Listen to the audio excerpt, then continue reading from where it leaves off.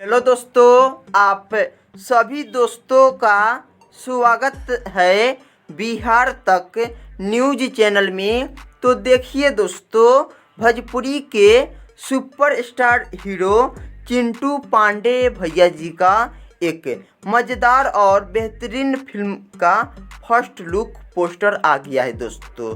जो फिल्म का नाम है साजन रे झूठ मत बोलो।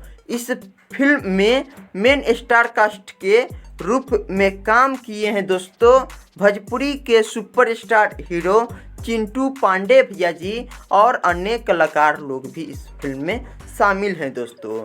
साजन रे झूठ मत बोलो एक भोजपुरी फिल्म है दोस्तों।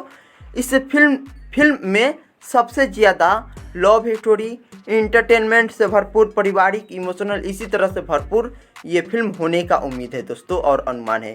ये फिल्म का एंट्री सिनेमा घर से लेकर सोशल मीडिया पर तहलका मचा के रख दे।